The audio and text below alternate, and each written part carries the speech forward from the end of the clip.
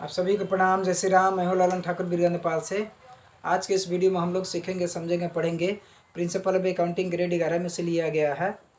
Chapter का नाम है चैप्टर का नाम है सिंगल एंट्री सिस्टम। उसी में से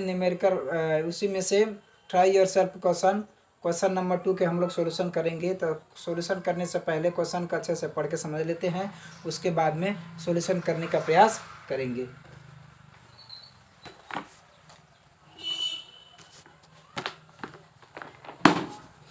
ये प्रिंसिपल ऑफ अकाउंटिंग ग्रेड 11 है, इसी में से लिया गया है। अस्मिता पब्लिकेशन की बुक है। पेज नंबर 485 में से लिया गया है। TP2 है, क्वेश्चन नंबर 2 TP2 है। सरला स्टार्टेड हर business with a capital of RS 1 lakh on 1 January 2012। ये 1/1/2012 में 1 लाख रुपया से सरला व्यवसाय बिजनेस शुरू की है। On 31 December 2012 her assets and liabilities were, यानी कि 12 दिसंबर को उनका एसिस्ट और लाइबिलिटीज दिखाया जा रहा है।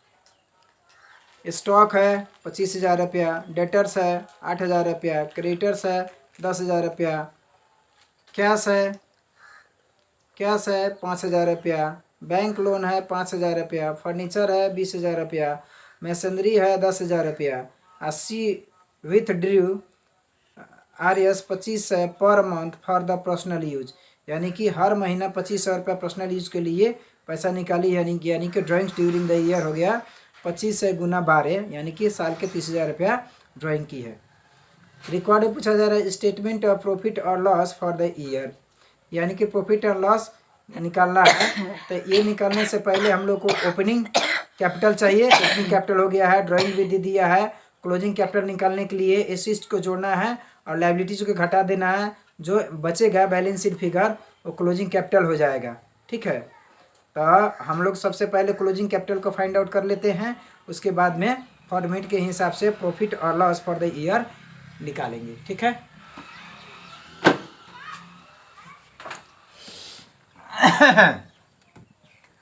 ट्राई योर सेल्फ है, क्वेश्चन नंबर 2 के सॉल्यूशन है ये।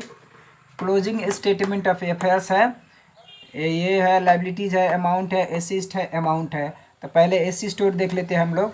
स्टॉक है 25,000 रुपया, डेटर्स है 8,000 रुपया, कैश है 5,000 रुपया, फर्नीचर है 20,000 रुपया, मशीनरी है 10,000 रुपया। तो 10,000, 20,000, 5,000, 8,000, 25,000 जोड़ेंगे तो 68,000 रुपया हो जाएगा इसी साइड में।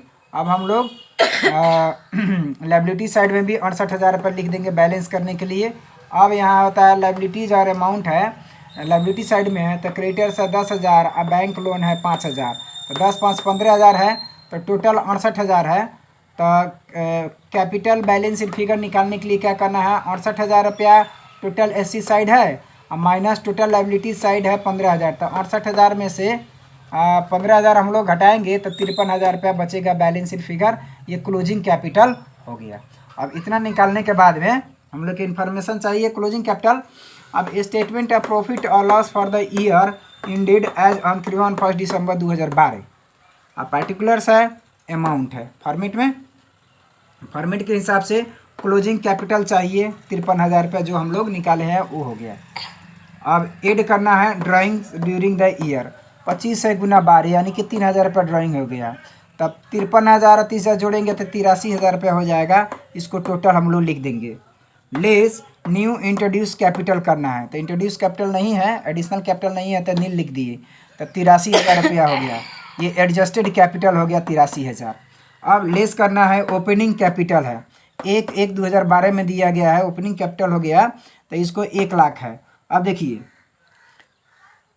एडजस्टेड कैपिटल 83,000 है और ओपनिंग कैपिटल 1 लाख है, यानी कि 83,000 कम है और ओपनिंग कैपिटल 1 लाख ज़्यादा है, यानी कि कम में से जब ज़्यादा घटेगा तब माइनस में आएगा। तो माइनस 17,000 रुपया ये हो गया। 17,000 रुपया माइनस आने का अर्थ होता है लॉस हुआ है। तो यहाँ अब लॉस ड्यूरिंग द ईयर, ये 17,000 आंसर हो गया। अब ये मेरा ये कॉन्टैक्ट नंबर है 9801718316 में हमसे बात कर सकते हैं। कोई भी कन्फ्यूजन हमसे बात करके प्रॉब्लम को सोल्यूशन करवा सकते हैं। ठीक है। तो इस तरीक़ा से इस वीडियो में इतना ही। फिर मिलेंगे दूसरे वीडियो में, तब तक के लिए पढ़ते रहिए, खुश रहिए। अगर वीडियो अच्छा लगे तो लाइक कर सकते हैं, शेयर कर सकते हैं, चैनल को सब्सक्राइब कर सकते हैं, बेल आइकन दबाना ना भूलें ताकि कोई भी वीडियो अपलोड हो तो सबसे पहले आपके पास पहुँचे। वीडियो देखने के लिए आप सभी को बहुत बहुत धन्यवाद। तब तक के लिए जय नेपाल।